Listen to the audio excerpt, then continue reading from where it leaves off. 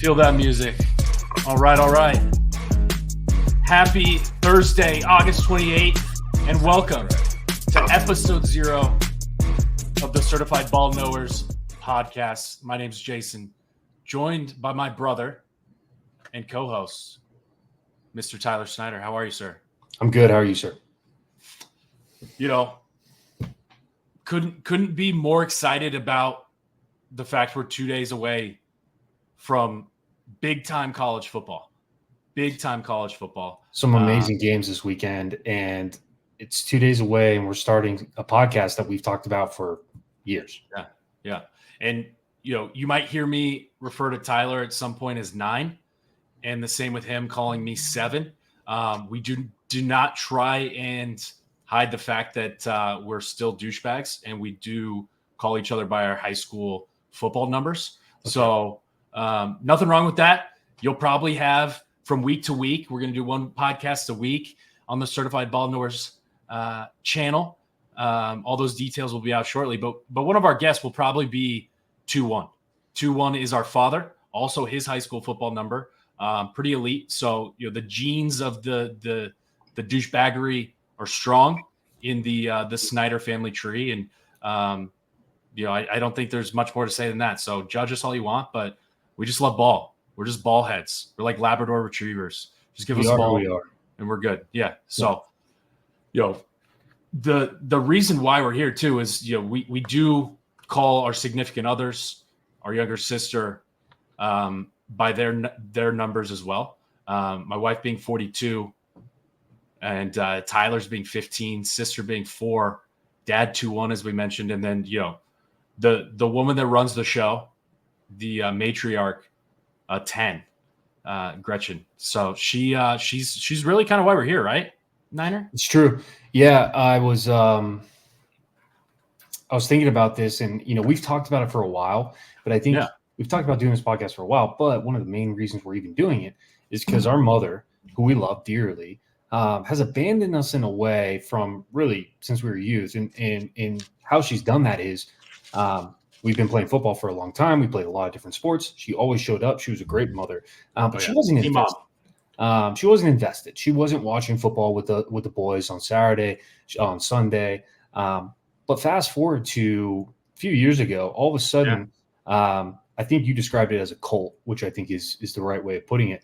Yeah. She's a self-proclaimed Swiftie, and she has fallen in love with Travis Kelce and Jason Kelce in the process.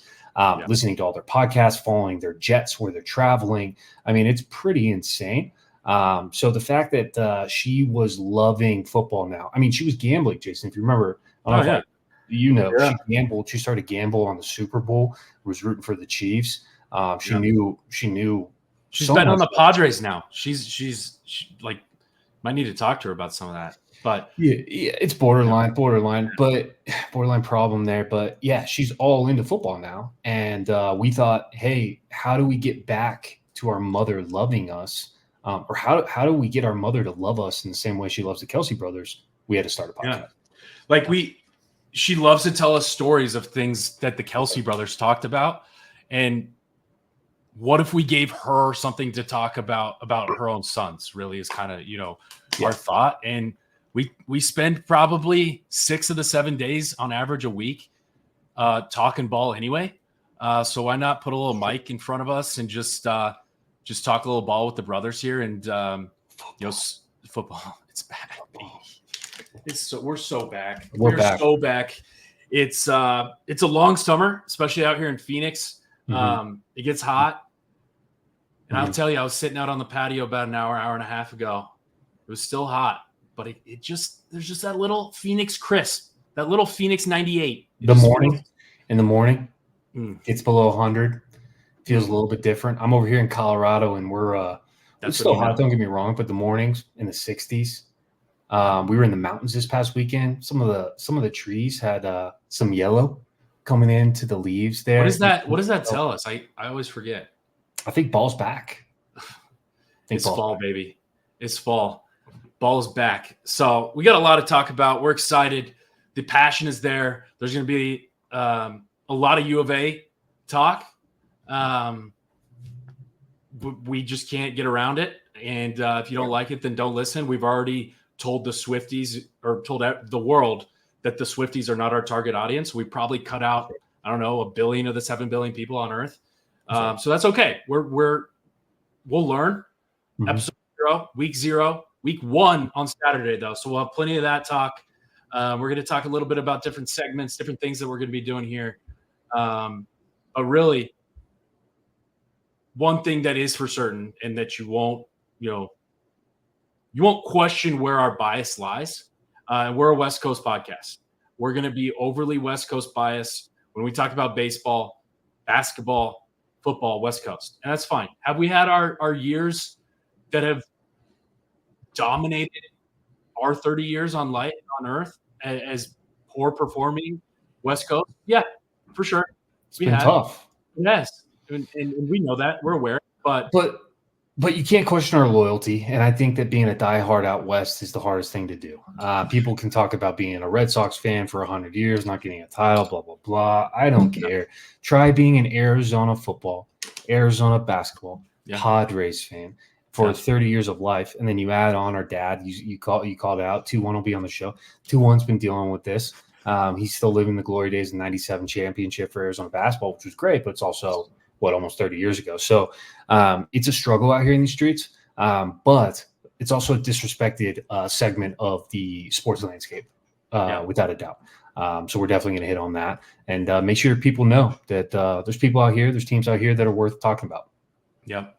Yeah. We've been defending our West Coast bias in various different circles, really across the country, the both of us. And we wouldn't consider ourselves warriors, but we're on the front lines for what that's worth. An example for the audience is I was just at a bachelor party in Seaside, Florida, which is kind of in the Destin. Sick rag. It was cool. It was sick. My buddy's getting married. Shout out Matt, great guy.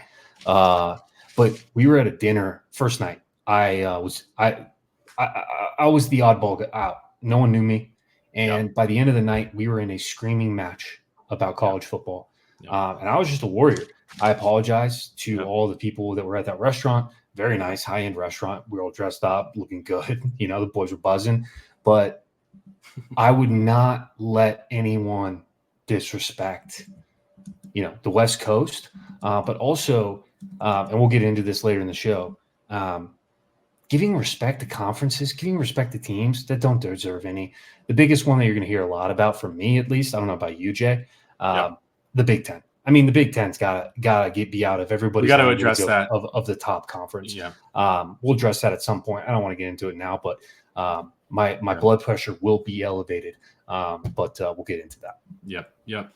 We will get into all that. There's going to be conferences as a whole, teams as a whole, fan bases as a whole that get called out, and we're here for the smoke. Warriors aren't only trained, which we are, but Warriors also have scars, and we got tough skin over here. So we're ready to rock and roll to defend our West Coast bias. And quite frankly, I've done my own research in the prep for college football by listening to other podcasts. Not a lot of respect for the West Coast. Not a lot of respect for the Big 12. So why not be the podcast that addresses it and give some love to, I don't know, half the country that just gets completely neglected when it comes to college football. So is that where you want to start today, Jay?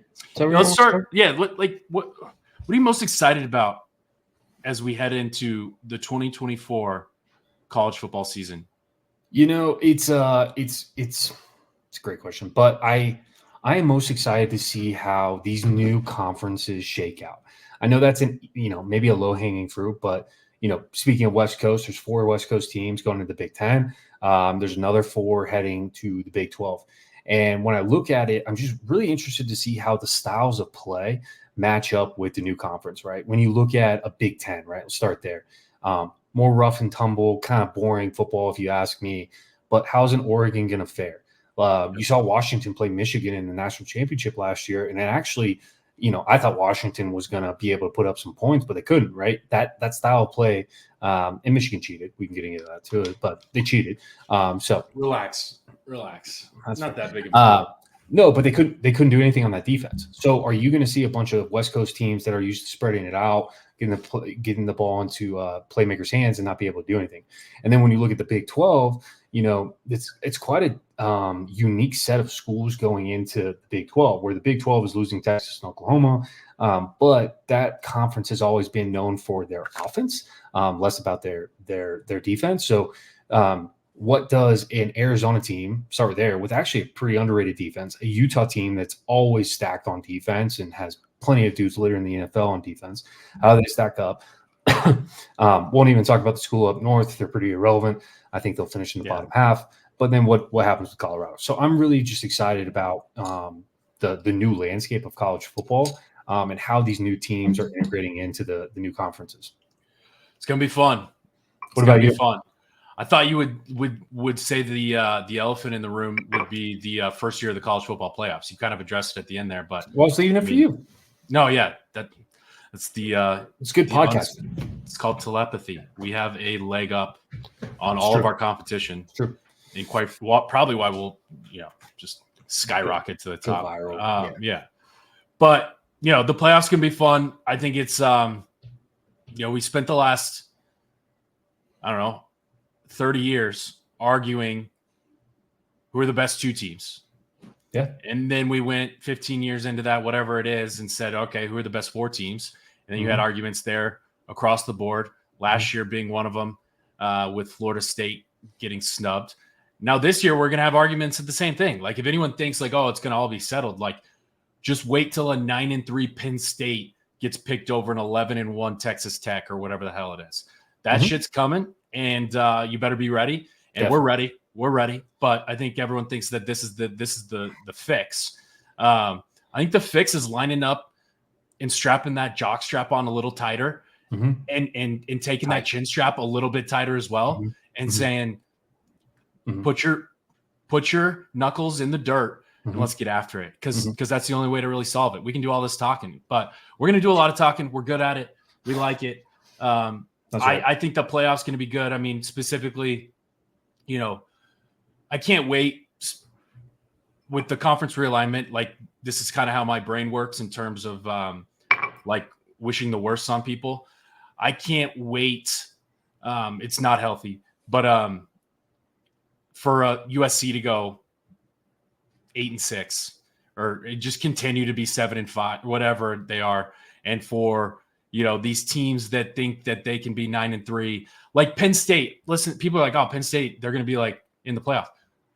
Have you watched their offense play football? Drew Aller's not a good quarterback. I mean, like I've seen videos of him in the offseason. Like, look at dude, he's the specimen. Like, yeah, we've seen this shit for 30 years where kids are ranked high and they're not good. Like, what makes you believe that he is going to go out and in the Big Ten, go score 31 points on the road and beat SC or whatever? Or Oregon. No, I'll throw one at you. That is very relevant. Go beat West Virginia in Morgantown. I'm so excited for that game. I'm really excited for that game this weekend. I think Penn State is one that I'll pick on a little bit. Back to my Big Ten rant a little bit ago is they're going to get in. Like, you're right. It's going to be a 9-3 Penn State over a different school. But the problem I've always had I don't think it's going to change, but is the Big Ten and the SEC is, let's talk about the SEC. The SEC is the best conference. I'm not here to argue that. They are. But usually it's two schools, maybe three, that are above and beyond everybody else. So you're going to tell me that the SEC is going to go get 4 or 5 schools in there, and you're going to have like an Ole Miss and an Oklahoma in the college football playoff at the 10 and 12 seed. I'm really interested to see, and I know it's a top-heavy sport, but I'm really interested to see the 7 seed Utah versus the 12 seed Ole Miss. Yeah. And with the Ole Miss team has three losses, and Ole Miss schedule is trash this year. I don't know if you've taken a look yet, Jay, but it's really, really bad. So anyway, it'll be really interesting to see how those things shake out. I mean, yes, every league for the most part outside the Big 12, which we'll get into, is very top heavy. And I won't disrespect the top heavy teams in that. It's more of those kind of upper middle tier that think they belong at the big boy table, Penn State, A&M, et cetera, that haven't proven it. And they're going to get a chance in the conference football playoff to prove it. So that's really exciting. Yeah. Yeah. And there's just the new addition of like NIL and what it's going to mean for. I mean, obviously we've had it for a few years, but just every year it's getting bigger and bigger. You have coaches out there that like if they even have just slightly below expectation seasons based on the investment from the fans, because keep in mind, NIL donors are fans. We get it; they're rich fans, but they're fans. This new system is 100% reliant on the fans opening the checkbook. And you know what that gives them? Oh, cool. It lets them on the field before kickoff. Dope. Fuck, here, take my 25 grand. Like, sick. It also gives them a voice. And I know donors have always had a voice, but us little minions on Twitter that are sending $25 a month, hey, you better listen to me now. It's like a shareholder of a publicly traded company. I own shares, baby. I can go on that earnings call. If Ryan Day and Ohio State, who shelled out God knows how much money, don't perform, then 20 million, $20 million. I mean, we're talking like AAA minor league baseball rosters. You know, when you look at a AAA team, more than that. I don't know if AAA's got $20 million roster. Okay, so it's like the Kansas City Royals like salary cap 10 years ago. Yeah. I mean, but yeah. I mean, the other team on the other side, and this is where Brent won't get – he's not going to be on the hot seat. It's year one. But there were some donors down in Tucson that were a big part of keeping that squad together. To return whatever it was, that core of 15 to 20 guys. Yeah. There were some checkbooks opened, and if expectations, and in Tucson, expectations for football, we've always said, like, we win 8-9 games, we're good there. And if they don't reach that, there's going to be conversations to be had, and those voices get louder with NIL. Well, and I think if staying on the Arizona thing, so I think this year's a little bit different for a lot of reasons, right? When you look at a school like Arizona, historically hasn't been a great football school, had some really good years in the 90s. Desert Swarm, Teddy Bruschi, different guys coming through there. But what's really different about this year is just there's so much expectations. There's so much talent on that roster. And it's a very winnable schedule. So you talked about Brent Brennan and he's going to get a pass for year one. You're right, he will. But the challenge will be that if he, let's say, make it up, if we go 7-5, it's going to be really hard to ever get a roster like that again in Tucson, based off of the investment by the boosters, also just by recruits saying like, well, if you can't win with Tetero, McMillan, or 3 first-round draft picks, an All-American cornerback, two ex-head coaches on staff. I mean, you have it really, really primed to be a great team. So I think you have to win 9 or 10 games to keep the faith in Tucson. So it'll be interesting. And you brought up NIL, and one thing I've wanted to say, and I'll probably say it many times on this podcast, but Jason mentioned we follow Arizona football pretty close from a distance, right? We're not involved, and we don't try to act like media, but we have great respect for the media. Love what Mike Luke and Jason Shearer are doing. But every time we hear them talk about NIL, they talk about these players turning down life-changing money. What really bothers me is it's the neglect of what the money they do get, right? Like, even if we're pulling up dollars, like, let's make up dollars. Let's say Alabama offered them $1.5 million. That would have been crazy, life-changing money. For sure. But I'm pretty sure that the donors in Tucson ponied up enough money to make those guys feel pretty comfortable in Tucson. And that's never really brought up. It's always what they left on the table, versus like they're still making 5, 6, 7, 800K living in Tucson, playing with all their brothers. And I feel like that's left on the table. It's always bothered me. It's just the negative, or it's not even a negative, but it's kind of like, look what these guys did. Look at all the money they left on the table. Let's be honest. Some boosters ponied up to keep that roster together, really help make those guys feel comfortable. They're making plenty of money. And if we think 5 years ago these guys weren't making any money at all, and if you're starting quarterback and you're starting wide receiver and you're starting cornerback are all making over $500K, which I'm pretty sure they are, life's okay. Yeah. So anyway, mini rant from me. Back to you. But and what's wrong? No, what's wrong with being a legend at one school? I mean, like that. Those kids are going to be taken care of in Tucson for a very long time. So if you had two calls for the year. They can be gambling related, surprises, teams that you think, whatever things that we were not going to expect coming up. What do you got for us? Arizona, anything related? And I know we want to talk about conference winners. I think I have one that is probably very unpopular and it could backfire quickly. I think Tennessee's going to win the SEC. I am a big fan of Nico at QB there. I think QBs win championships. I'm not a big fan of Milroe at Alabama. I think Ewers has been hidden at Texas by just having great players around him. And they were my number 2. Don't get me wrong. Texas was my close number 2. I think Jackson Dart's overrated. I think Jackson Arnold's overrated, Oklahoma. So I think Nico is set for a real breakout season. And I think Tennessee could surprise some people in the SEC. Wow. What a call. Niner. It was not expected. That was not on my big board. It's not on a lot of people's. No, it's not. What about you? I'm going to put it out there. I'm going to go with conference winner too. We'll get to the rest of the 4. And we're going to do a Big 12 preview here in a sec too. So we'll focus on just the Big 12. Mm-hmm. I think NC State's going to win the ACC. Ooh, I love that. What are they returning? Like 20 starters or something like that? They've been slowly climbing and building a program that no one's talking about, in my opinion. And let me ask you, would you have said that last week before Florida State royally did not show up against Georgia Tech? It definitely is a lot easier to say this week. I don't think I would have said it last week. And you think Clemson's out? You don't even believe in?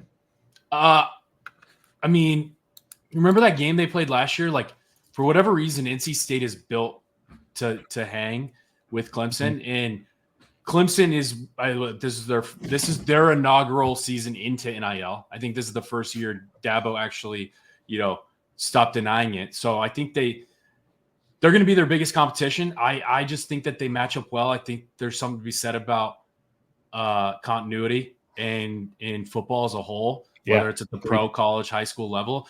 It pays. Like, look at Arizona. These kids have been playing, their core 5-6 guys have been playing on the same team since 8th grade. You tell me that doesn't matter? And in this day of NIL and in college football transfer portal, like, every roster has a lot of transfers. Not to say I don't know exactly who's starting transfer wise, but they got a lot of guys coming back. They match up well against Clemson. Miami can lick me. I mean, Cristobal to start will start high level. No chance. I mean, unbelievable recruiter, puts out pros. I get it. He's never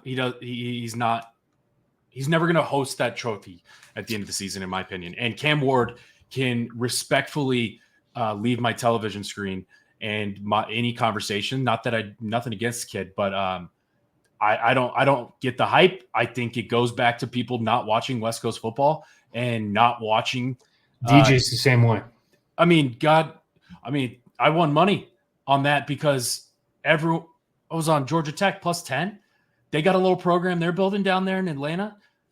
And you're telling me that with 3 years of DJ Uiagalelei film out there, that you think he's going to win a game in Ireland and score points? The dude just throws 4-yard outs and can't run anymore. His best game his best season was his freshman year, and everyone points to the Notre Dame game.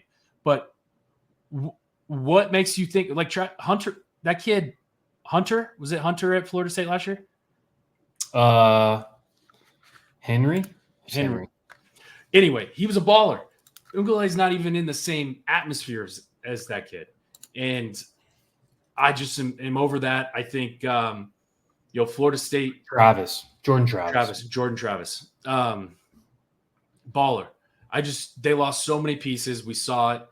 Miami is getting a lot of love. Clemson, I think, will be there. I just think, I think we're going to be in for surprises this year, and I like NC State. That's my call.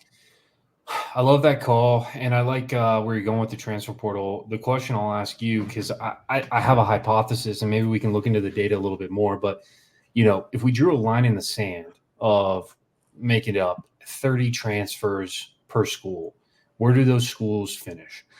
Anecdotally speaking, A&M, it hasn't worked. What does that mean? What is that word? Kind of like just picking out different. Okay. Yeah. You're going to have to walk me through some stuff. I'm a baseline guy. But before this, we started recording. It took an hour to get you just set up on the podcast. Yeah. So a lot of chords, bro. I'm not a chord guy. I'm not. I've never tried to be. Give me credit there. That's true. You are true to yourself. What I'll say though is just from a transfer portal perspective, it hasn't worked when you go full scale invest in the transfer portal. Colorado tried to do it last year with whatever they had, 60, 70 plus transfers. Didn't work, went 4-8, last place in the Pac-12. And they have to be good transfers too, for the record. Well, but also to your point about continuity, I don't care if they're good transfers. I care about, is this a family moving as one unit, right? Like, look at Michigan last year. That was one unit. They have a bunch of pros, don't get me wrong, but that defense moved as one. They knew exactly what everyone on that field was doing at the same time. So if you just look across college football and the transfer portal, like, I'm not on the Clemson, Dabo Swinney train of like, don't do any transfer portal, but I'm also on the Deion side. It doesn't seem to work when you just try to rebuild your roster every year. So we'll see when you talk about Miami. We're going to see if Miami, who rebuilt, they got the kid from Oregon State, Martinez, they got Cam Ward. They got a ton of guys for the transfer portal, but we haven't seen that work yet. So that's going to be really interesting to continue to monitor over the years to see, can anyone win big through the transfer portal the next year, the following year? Can you go heavy in the transfer portal and win? We haven't seen it yet. Happy to be proven wrong, but we haven't seen it yet. Yeah. And I did try and find the number of kids, and I might be an idiot, and we might have to cut this part. I don't think Dabo took any transfers. I think that's right. And maybe we don't cut this. We don't cut it. I mean, people can fact check this all day. I thought they were. They didn't get any. I don't think they took any transfers this year or last year. I thought I could have swore they started this year. All right. Well, so that's what we call good podcasting there. Yeah, folks. It's just good journalism. No, I mean, I'm excited. I want to talk a little Big 12 though. Let's do it. We're not hiding our biases. Nope. Our biases in start and end with University of Arizona. I would say beyond that too. It also, outside of the school up north, goes to Utah and Colorado. I'm going to ride with them as my other. Like, I will always root for those teams as long as they're not playing Arizona. I don't know how you feel about that call, but I'm riding with the old Pac-12. Can't root for Oregon anymore. Just can't do it. Can't root for USC and UCLA for obvious reasons. I don't root for LA sports teams just as a general rule for life, and I feel really strongly and actually pretty good about that. But and then Washington was my, but I mean, they're dead to me. We don't have to talk to Washington.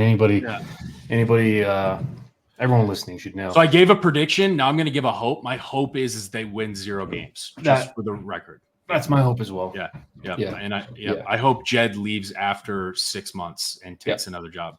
And if you look at his resume, the odds would be a lot, in Vegas. Yeah. Pretty high. Not great. You're not getting paid out heavy. It's pretty likely, right? Pretty likely. Florida job comes open. They open up that Gainesville checkbook next year. I hope he scores 0 points if he does that too. But Big 12 preview. Where are you at from a conference as a whole? Where do you think the Big 12 falls? Yeah, I think it's worth acknowledging to kind of what you were saying. We were diehard Pac-12 guys. Diehard. Love the West Coast, diehard Pac-12. So it was really sad to see it go. There's a lot of reasons, mainly the leadership at the top of the Pac-12. But what I'll say for our viewers is, fuck you, Larry Scott. Larry Scott is probably the worst. You should be in prison. He's the worst leader of any company of all time. I mean, worse than the Enron or Blockbuster leadership. Yeah. Like, speaking of Blockbuster, this Big 12 preview is presented by Blockbuster. Be kind and rewind. Visit your local Blockbuster today. They've been great partners to us. There's a lot of great movies coming out this summer. Go get it. Go grab some M&Ms at checkout. Oh, the best. Take the fam. Maybe sneak a little Nerds rope on the counter. Mm-hmm. Maybe a little Skittles. Nerds clusters. Yeah. And don't get one DVD, get one or two. And also for those 13, maybe 11 to 15-year-olds, we all know what you're doing. It's okay. You can walk down that aisle. You can accidentally walk down that aisle. We get it. We've been there. Dad's in the bathroom. Dad's in the bathroom. Dad's looking at Top Gun again. So we're going to go over to this side of the store. But no, we want to thank Blockbuster for being great partners. Great partners. Go check out the local store in your neighborhood. And, with that, speaking of bad companies, bad leadership, who do you think at the end of the year is going to win Big 12 Coach of the Year? Who do you think? So bad leadership? Segue. Yeah, I'm flipping it. Yeah. I want to talk about I'm trying to be positive. Yeah. Yep. I'm a big spectrum guy. I think. Yeah. So I got my list up here. So I'm just brainstorming. Yeah, you're good. When we talk about Coach of the Year, I think it's going to be. It's hard for me to not bring up Lance Leopold. I think he's a great coach. I think he's going to do a lot with a little again, and they're going to finish at the top of the Big 12. Not necessarily saying they're going to win it, but he's got a pretty good roster there. They have an opportunity to make a run at the Big 12. What about you? Who do you pin in for that award? Yeah, it's a tough conversation too, because sometimes you're automatically picking the conference champion and kind of aligning that. Yep. I like Kansas because I do think, that's a school, they have higher expectations this year, though. They got a lot of studs returning. They're not getting enough love, but he's a guy who turned down the Washington job before Jed, for the record. So can we not say that name? Yeah. Snake. We'll just say Snake. Thank you. But I wish he would have taken the job, honestly, but now, that's another conversation. We'll talk about that at a later point. Yeah. I think it's gonna be Dion. I think that's a flashy name. I think the Big 12 and what Yormark's doing. I think that Yormark understands eyes are needed, meaning that's how this conference is going to grow. Because if you watch the Big 12 Media Day, there's a lot of talk about 2030 already, and when the next next media deals are being signed, and that's as we've learned. And you being in the media industry in product, there's a inside joke there. Good podcasting. I think that's that's going to get a lot of pub, and I think CU is going to be pretty good. I think Sanders is a beast. That O-line protects him. I think they could win 9 games, and if they do that, they're going to look at the body of work over 2 years and what he turned around. Similar to Arizona last year, looking back, right? I think if they win 8 games, he might win it. But it's a deep conference, man. I mean, there's a lot of teams you listen and read, and people are picking the Utahs of the world. People like K-State, they got the 5-star that they opened the bag for with the NIL. But, Shadir Sanders, whether you like him or not, and you like the watch thing, he's probably getting drafted top 5 next draft. And you said it earlier, I think quarterbacks are it's elite, and I think he's elite. Yep. And I think Dion addressed the trenches, and as we know, that's what wins ball, trenches. Yep. So that's where I'm at with Coach of the Year. I don't think they win the conference, but I think he wins Coach of the Year. Okay, I like that.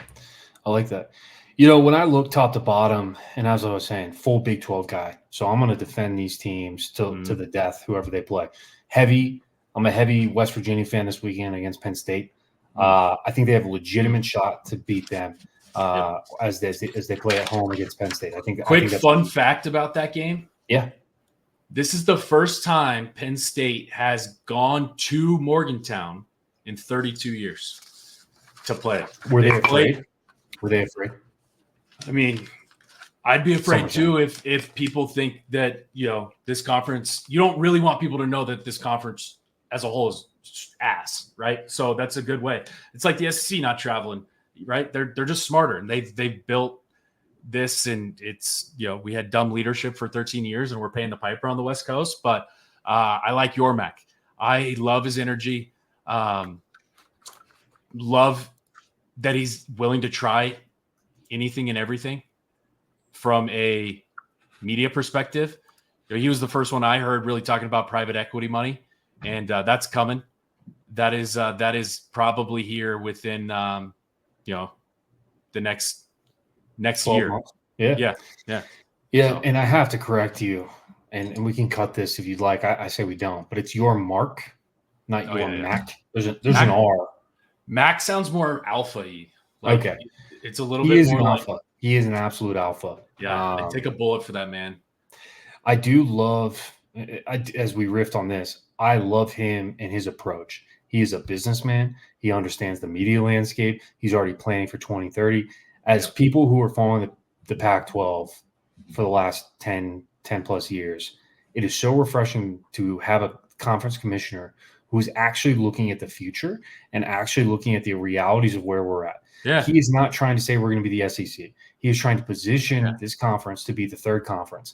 If he can get that private equity money, and there's been rumors about that helping fund Clemson, Florida State, and maybe I'm hoping North Carolina State and Virginia Tech to come. We get to 20 schools.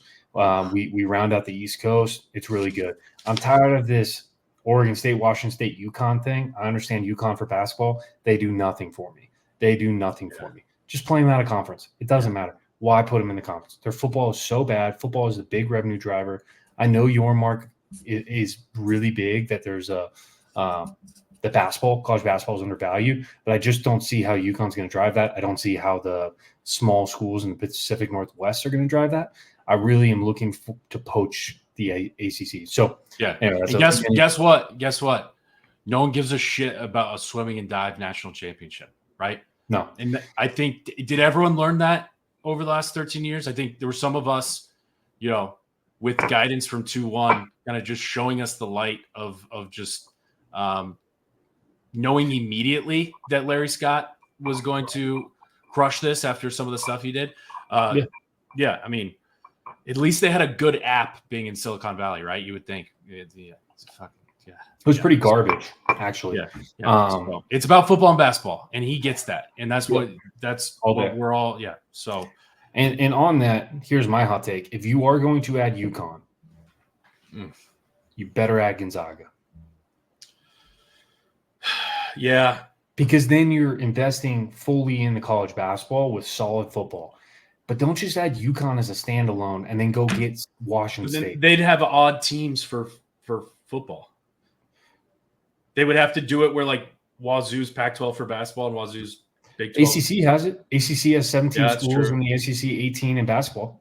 Or 17 football, 18 in basketball because they have Notre Dame. I mean, it's been done. Like, they can get around that. I just think if you're going to add UConn, you're going full on basketball, make sure you add Gonzaga. Every team's going to come out of that conference 18-12 and be a 3 seed. And I would love it, but don't. And maybe you just add UConn as basketball.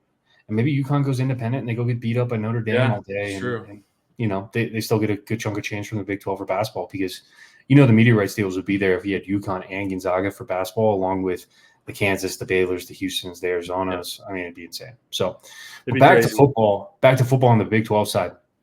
I am your mark we're big Yormark fans here. When he was at Media Day a few months back, he talked a lot about being the deepest conference in America. And it's hard for me to find a reason why that is not true. The reason is when you look at that list of 16 schools, is there a top 1 or 2 that are going to win an Natty? No, I'm not going to sit here and try to say it's top heavy, but man, it's deep. One of the worst, one of the schools that has picked to finish last is BYU. And we know, being on the West Coast, you don't want to play at BYU. It doesn't matter how bad they are, how good they are. They have a raucous crowd, great fans, all of that. Like, that conference is really deep. So I'm excited to see how that plays out. I'm a little afraid for our boys in Zona that the conference is going to beat up on itself so bad that we're only going to get one Big 12 school in the college football playoff. And I really, really, really want to see 2. Does one for the record about BYU.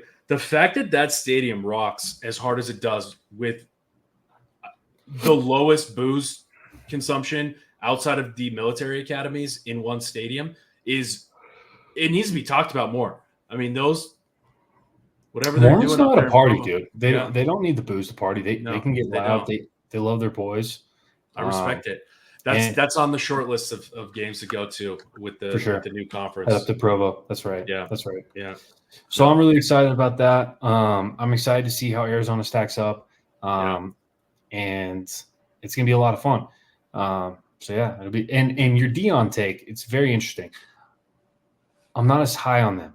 He's got to prove it to me. I like your bold take on it. Don't get me wrong, but to my point about the transfer portal, we have not seen the transfer portal be successful for total rehauls. They are not doing a total rehaul this year like they did last year, but it's a semi big one. Yeah. Whole new offensive line, whole new defensive line. So I'm really interested to see whole new coaching staff around Dion too. So it's like, but they do train at elevation. I mean, they have a higher red blood cell count, which is so do I. So I'm also an elite athlete, just living in Colorado, which is it makes a difference. Perk. That's why you're skinnier than me. Sure. Yeah. Other reasons. Mm-hmm. Yeah. So, but we'll address that at some point. We're working on it over here. We're working on it. I like that you're against the Dion take. He's got to prove it. Like and here's did you just mute yourself to rip ass? Yeah, I've been holding one in for a while. Dude, that was so obvious. Well, what else am I supposed to do? You try it. If it picks up on it, going forward not to do it. And why wouldn't I just mute? It was just obvious. You got to throw in a fake cough or sneeze. And just I was going to say, I think I need a cough or sneeze or like a drink or something. It was pretty obvious. You just sat there on mute. Like we all knew what was going on the bottom half. It's okay. We all fart. I just wanted that on the record for our listeners. Yeah. My back hurt when I farted there, which is a different problem I'm having. I just turned 30. I believe you just turned 30 as well. Yeah. Happy birthday, by the way. Thank you. Yep, you're welcome. You're only 2 months late. But yeah, something's going on with the back lately. So as I do anything core related, the back is not happy. Yeah. So been there. Yeah. What were we talking about? We were talking Big 12. We're going down some. It was going to be great. I know that. That's you started with Coach of the Year, and then I kind of gave my take there. Jason, let me ask you this. Who's winning the Big 12? I'm biased, but I'm riding with the Arizona Wildcats. I think that the roster, and maybe this is the time I want to hear what you say. Actually, you go first because I want to hear this before I go. And you want me to influence what you're going to say? So we're on the same page. What we're doing? We're both going with Zona. I'm going with Zona. I have reasons for it. Please go. Please. I just think, and I love the position we're in, by the way. No one's picking us outside of a couple guys on Pro Football Focus that just follow the numbers, and they love Zona. They Pro love Football Zona. Focus loves Zona.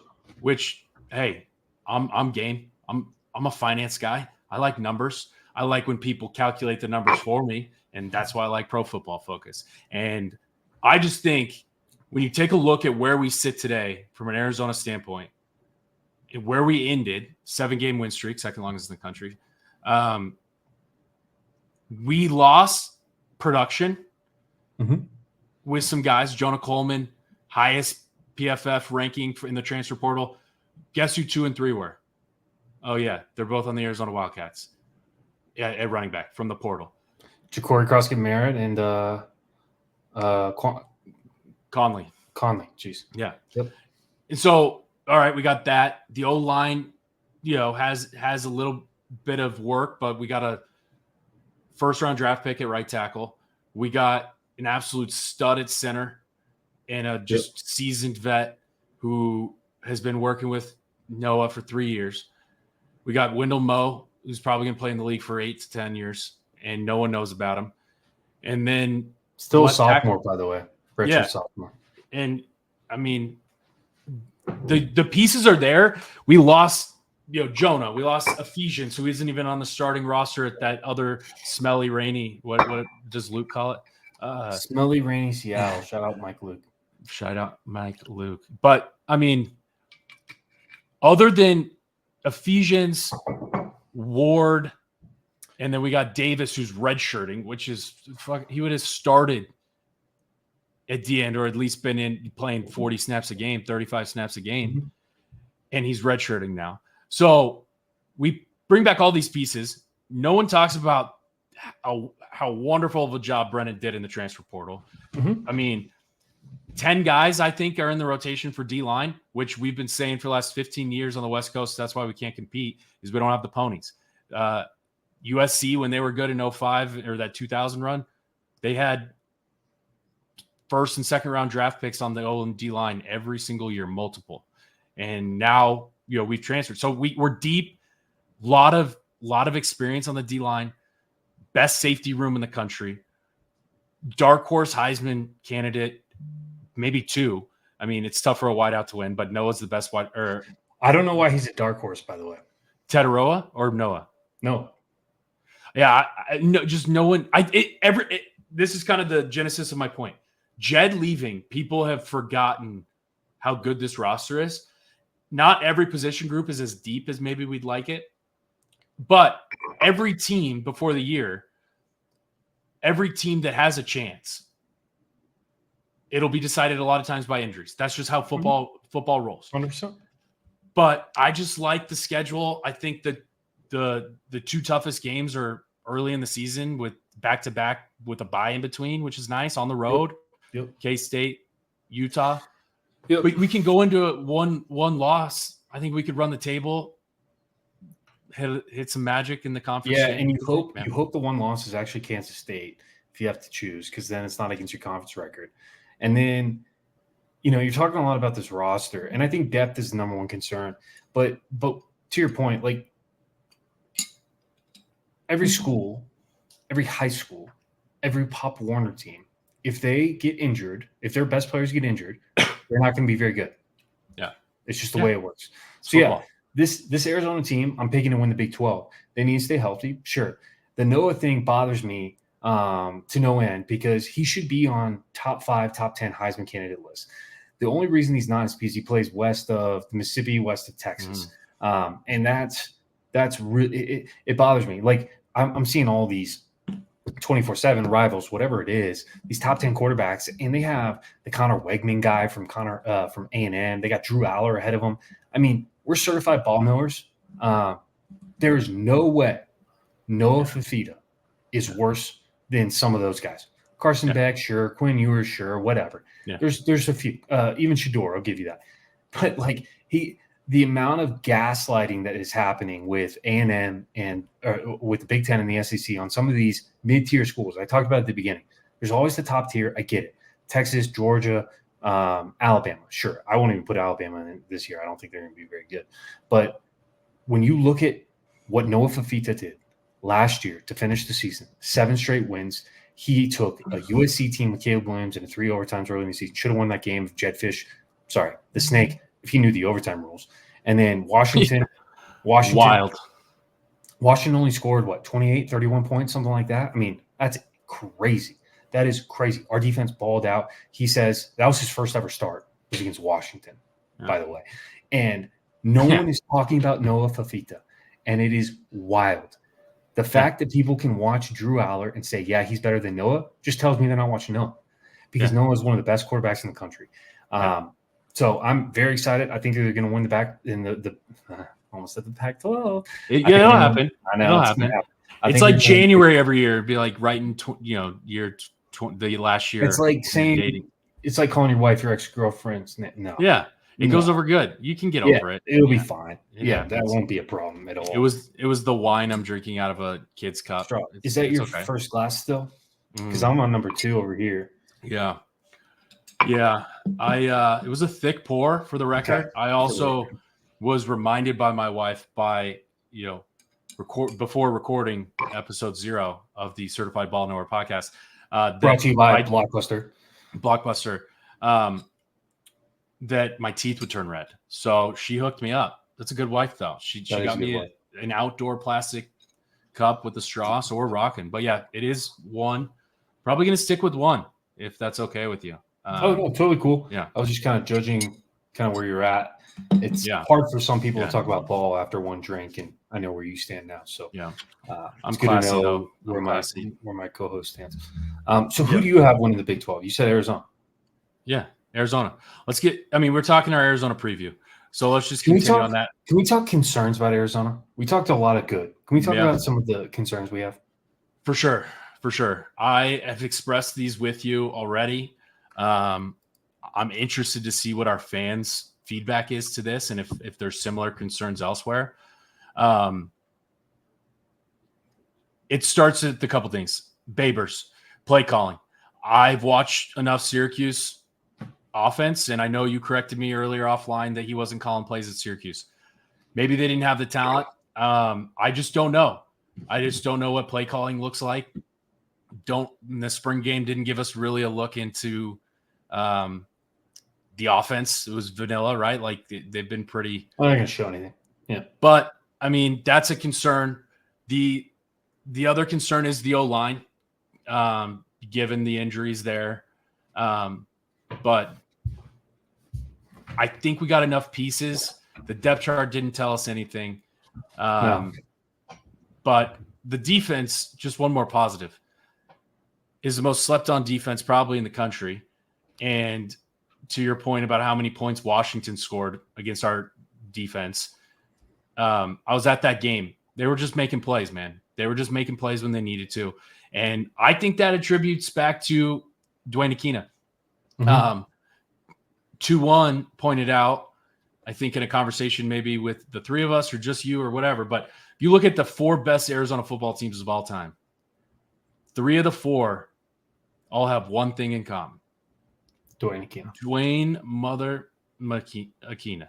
That dude should be in Atlanta at the College Football Hall of Fame forever. No he doubt. is one of the best coaches no one knows of all about time. Him. No one knows. No one knows. It's crazy. For him to be our DC, I think he was our DC anyway last year. I was about to say the same thing. And that's why, some of your concerns that we've talked about, I'm not as concerned about, but I'm interested to hear. Those are my concerns, though.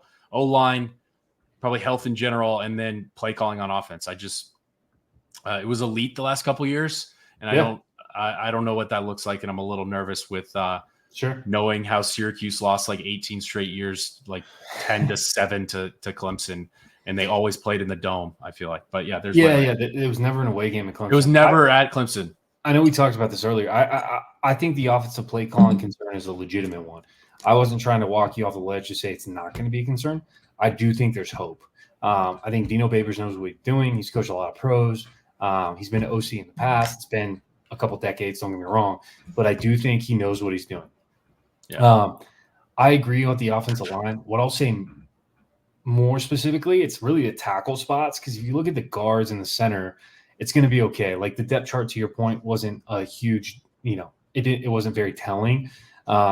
We have Wendell Moe at left guard. We have Leaf Magnuson at right guard. If he's healthy, I think he's going to be back here in the next couple of weeks, but definitely by Kansas State. I feel confident about that. Yeah. And then Baker at center. So we have 3 really good starters in the center of that offensive line. But then when you look at the backups, you have the Deuce kid from Northwestern. You have Ryan Stewart from San Jose. And then in the center position, you have a couple of options with Grayson Stovall, kid from Phoenix. But then you also, not even listed on the depth chart, with Schenko. I know I've been hearing from a lot of the media members that are a lot closer than us. He didn't have a great fall. He still started at New Mexico for some years. He's still 350 pounds. He's a big boy. He's a big boy. And I think you'd be okay as a backup, right? When you're thinking of depth, it's really those tackle positions. What I'm looking to see them do is hopefully, as once that kid from Nevada, forgot his name, that kid from Nevada just came on. Oh, yeah. Crazy part about college football is getting to add recruits in August. We added the LSU Tulane transfer at linebacker, and then this Nevada kid a couple weeks ago. That kid should be married with a 401k, bro. He's he's a year younger than us. Kidding. But I think it's his 7th year of college football, which is just he's crazy. closer to our age than the freshman on the team. He is. Yeah. For a fact. I don't think he can use his parents' health insurance. No. He should he should have a 401k and like his own, his own HSA set up by now, working for a finance company or something like that. And I mean, as a man that's been in corporate for a couple of years, I would say prolong college as long as possible. So I don't blame the kid. Yeah. And speaking of corporate, this Arizona segment is brought to us by another great partner, Oppenheimer Funds, the right way to invest. The stock market gets a lot of hype these days, and sometimes you got to turn it over to a professional. And Oppenheimer Funds has been managing client assets for over 50 years, and would love a call from you. They're great partners, great employers. What I've heard as well, take care of their employees at a very high level. I can speak to that. So give them a call, 800-555-OPPY. It is 800-555-OPPY, OPPY. Thanks for being a great partner. So, yeah, I mean, Arizona, just to put a bow on that one, I mean, I'm biased. I know it. Can I put one more concern out there? Sure, please. So you talked about the defensive line. You said there's 10 guys. I agree. I think we're not going to have a problem in the Big 12. We have a couple guys that are really big. Chuba Maye, Isaiah Johnson, 320 plus. Great. We need that. We haven't had that. I mean, think about the Rich Rod days. Stoops had it a little bit.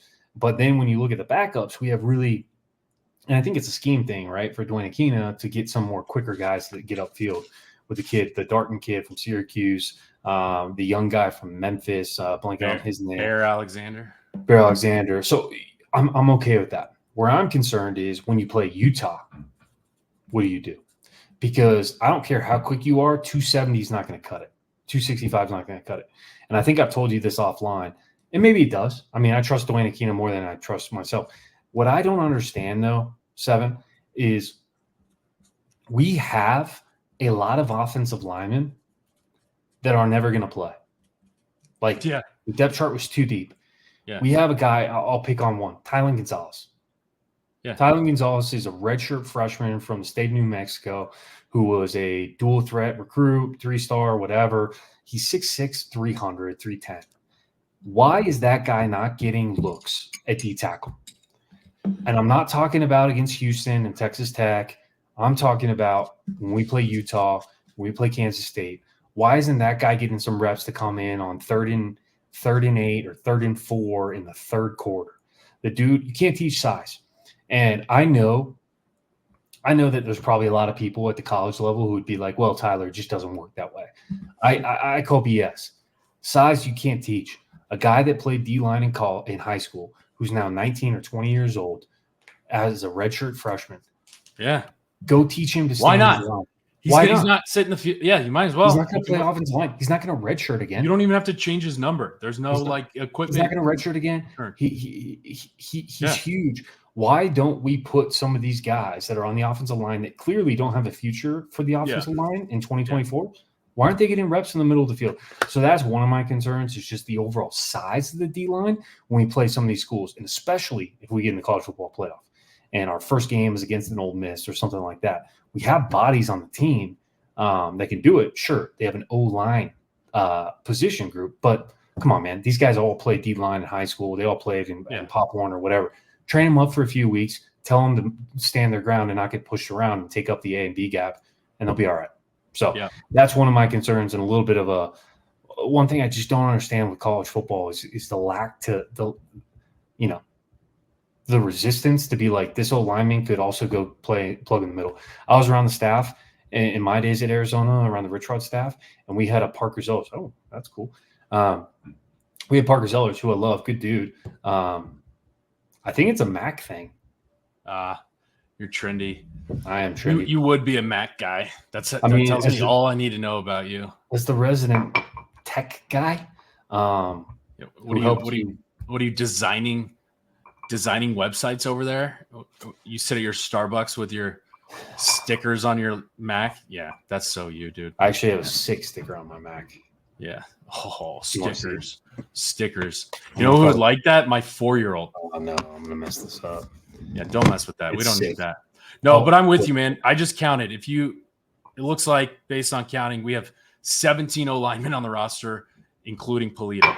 So, to your point, I was watching Hard Knocks on my flight earlier for the Bears, and they were going through the 53-man roster. Yep. I mean, they have like 8. Yeah. I know they have a practice squad. They can bring them up, but we got 2 practice squads. And you can't tell me contact and getting on the field at O-line or D-line isn't going to make you better at football as a 19-year-old. Like, it's reps. Why not? Why not? So I'm with you. And to your point about the 8-man, like the NFL, college football is following a similar model. Like, let's say we have 9 or 10 offensive linemen in the rotation. That still leaves, 7? Then you said minus Plato. So it still leaves 6 guys who are all 6'3", 6'4", 300 pounds. They can go play nose tackle. And if they can't, they're not good athletes, and they shouldn't be on your team in the first place. Yeah. Yeah. I'm with you. No, there's some concerns out there. We historically have been labeled as a brotherhood, as a household, maybe more negative, more so than positive, and we own that.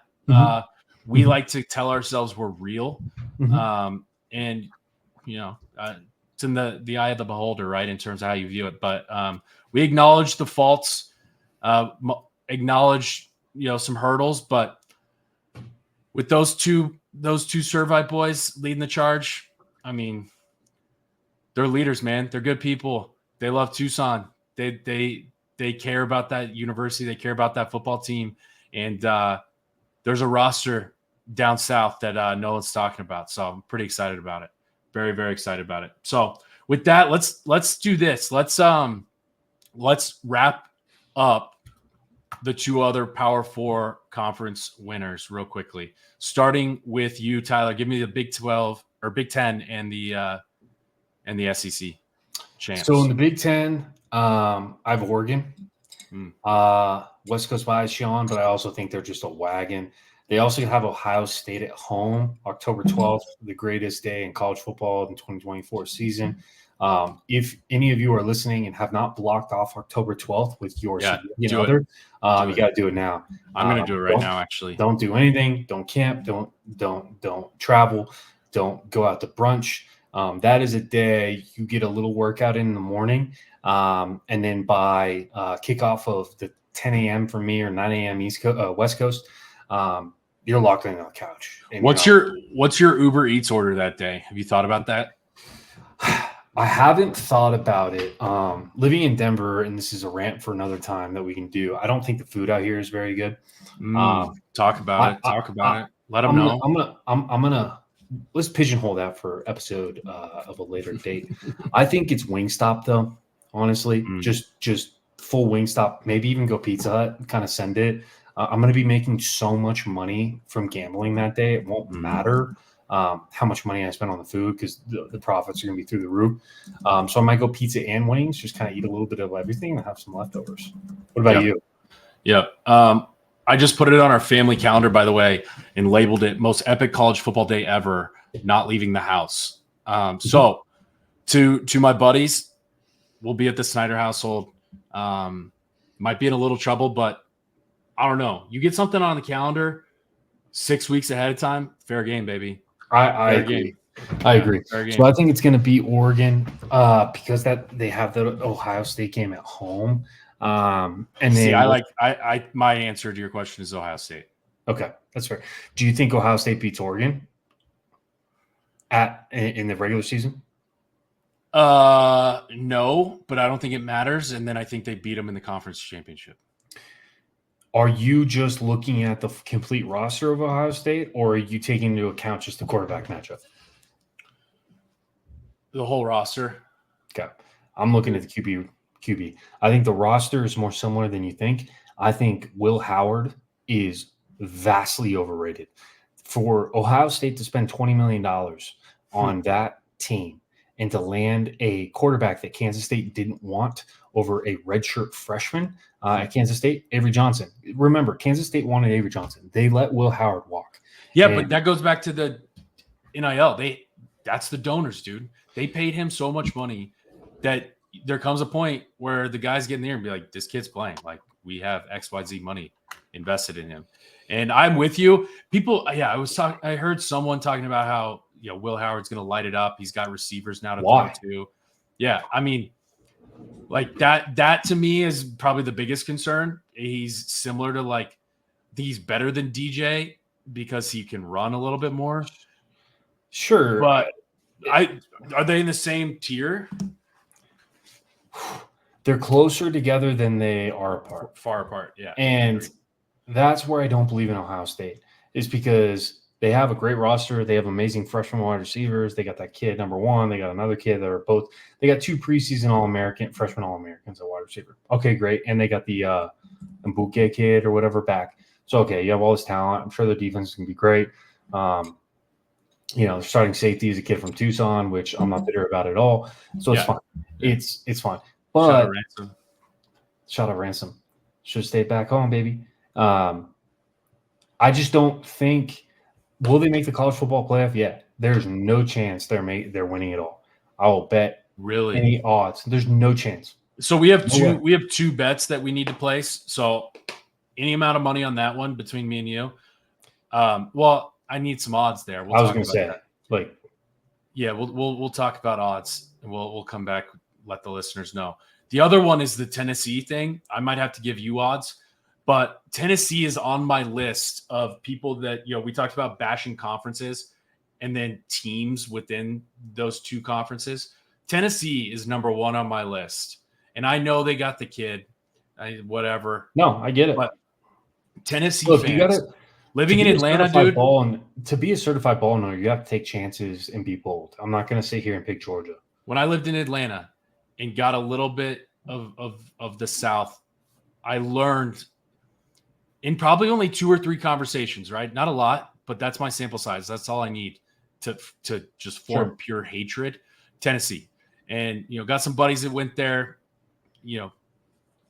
love those guys, but like they're in La La Land. Like they've been in La La Land for years. They're similar to the comment you made about 97 championship for Arizona basketball. We own that. We acknowledge, we haven't been to a Final Four since 01. We know that that's a problem. They think they're elite every single year, and they haven't done shit since 98 or whatever. And so they have to prove it to me to get that. So those are our 2 bets. Okay.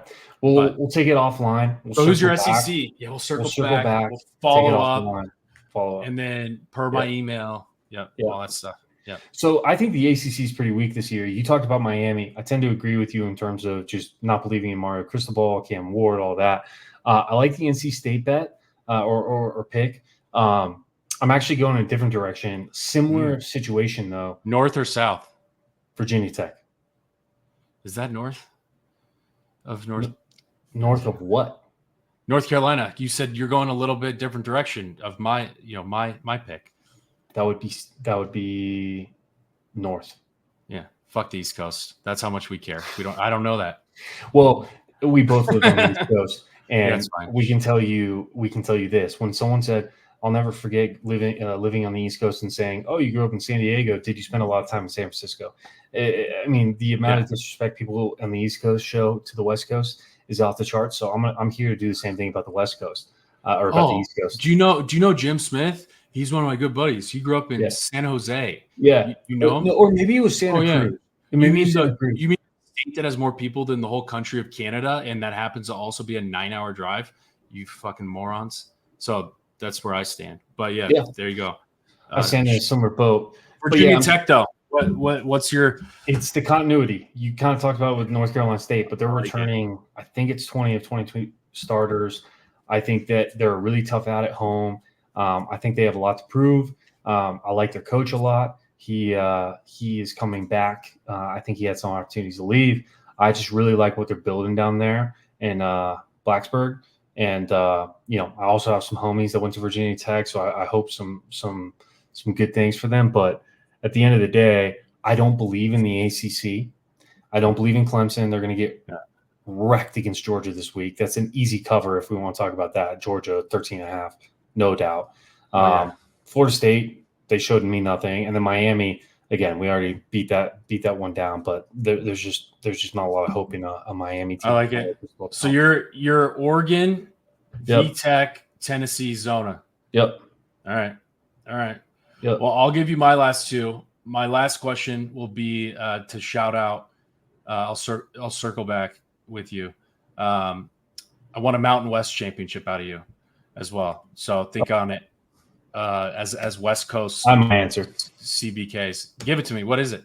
Boise. Yeah. They're good. Yeah. They got a good roster, great running back, favorable schedule. They're going to run the table. I like it. That was my pick as well. Shout out Boise. One of the best cities in America, in my opinion. Absolutely love it. Great people, passionate. So shout out Boise. I'll be going to a game this year. So nice. I'll see you guys. Yep. All right. Yep. Now you owe me your Big Ten, ACC, and well, you just give me your Mountain West. So hit me with your Big Ten and ACC. Yeah. Big Ten is Ohio State. I already said that. There's just too much talent, in my opinion. I think they lose to Oregon in Eugene. That game's going to be electric. And then I think they beat them. Still in Indy? I think it's still in Indy. The Big Ten championship. Yep. So I think they take care of Oregon there. But I don't think Michigan will be as good. Penn State. They can, all my Philadelphia colleagues respectfully get out of my ear with the Penn State hype. Okay. Let them know.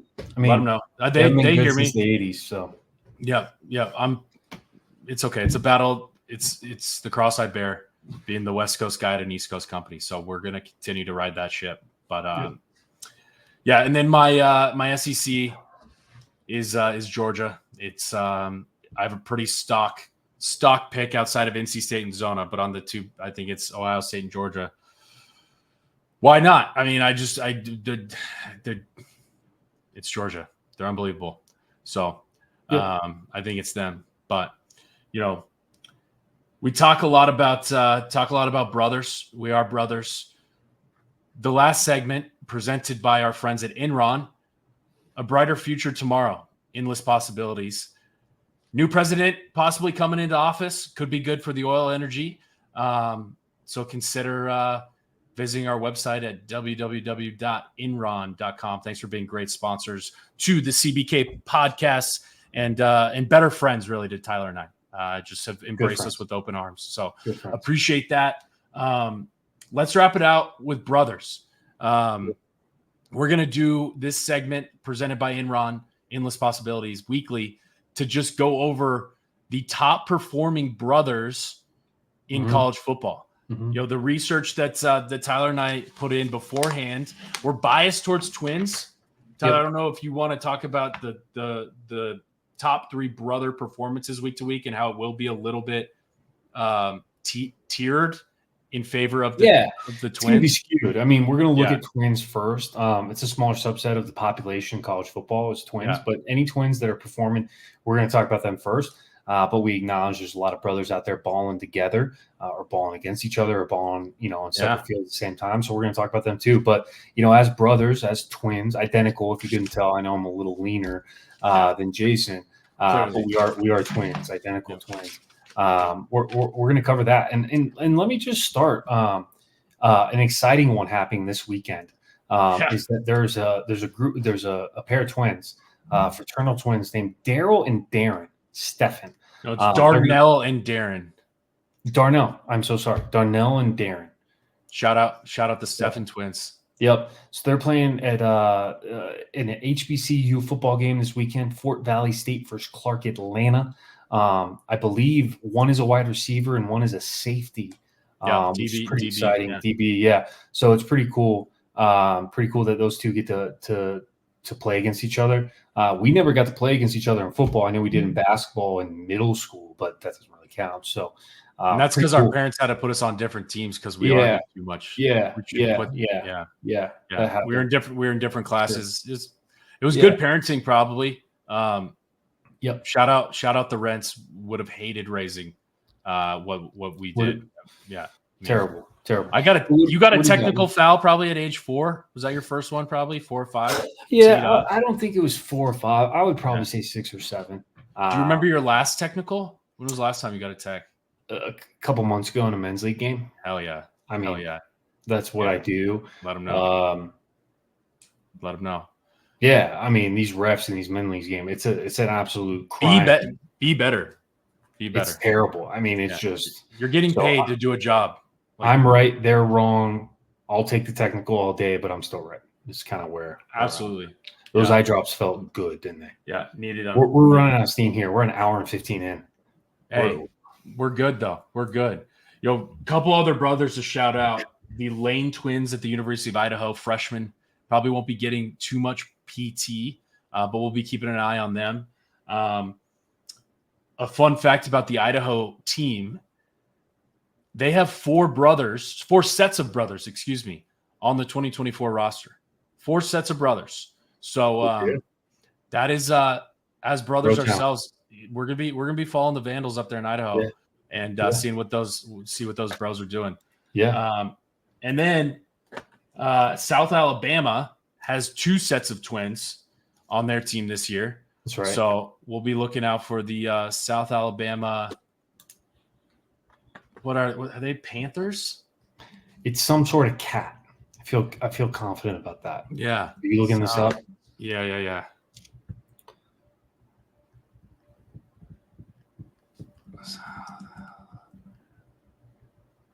Jaguars. It's close. Cat.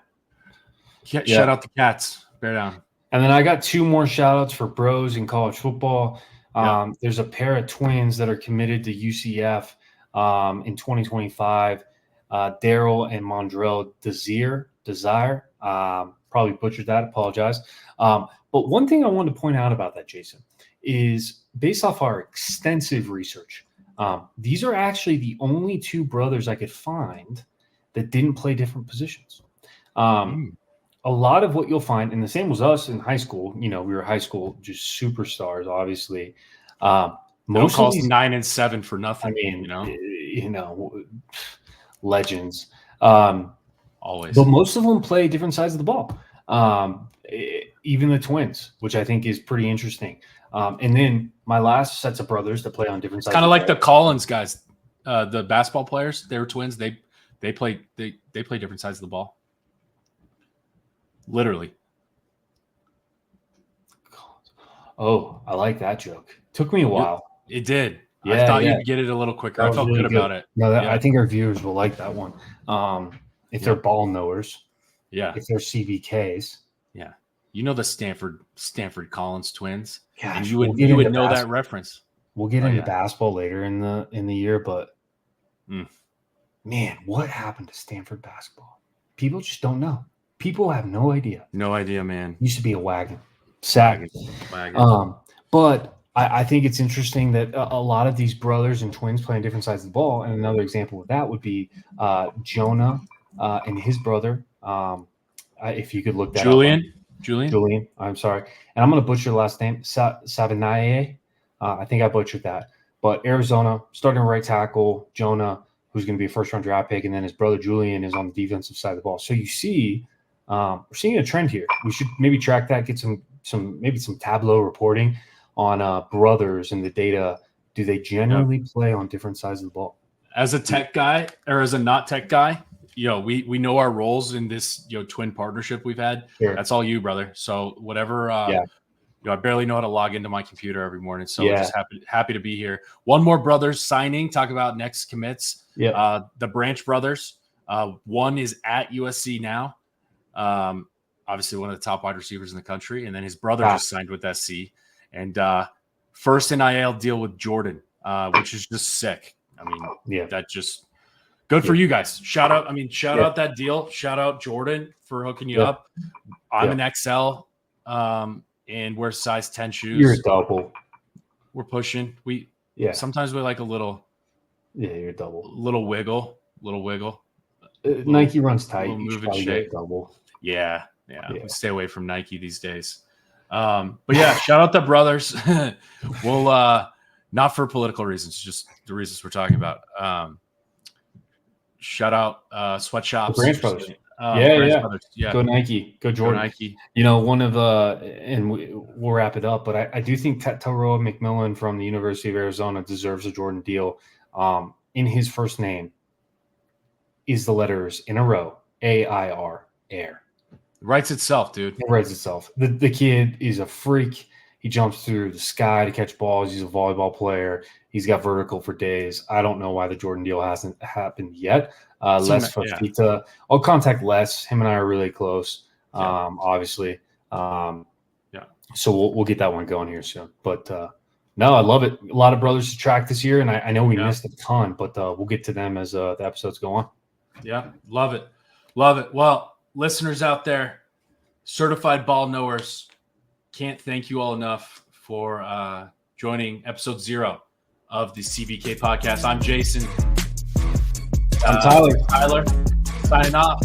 CBK. Let's ride.